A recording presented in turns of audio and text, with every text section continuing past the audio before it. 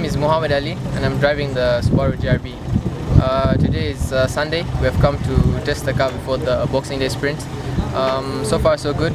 The track is more interesting than it was before. So we're hoping to come and have fun on Boxing Day, and we're looking forward to it.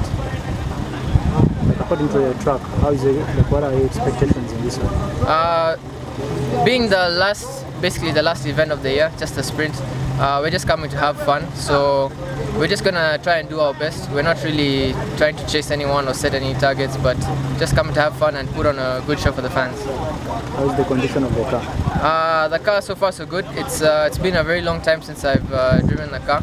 I think the last time I drove the car was in Festino. So today has just been a day to wake up. We haven't really got into a rhythm yet. So maybe as we progress into the next season, we'll try and familiar ourselves with the car more. Any message to the fans?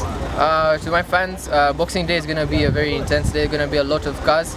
I advise all the fans to maintain the safety precautions and follow the instructions of the marshals. But otherwise, let's have a very good day and come and have fun. Thank you.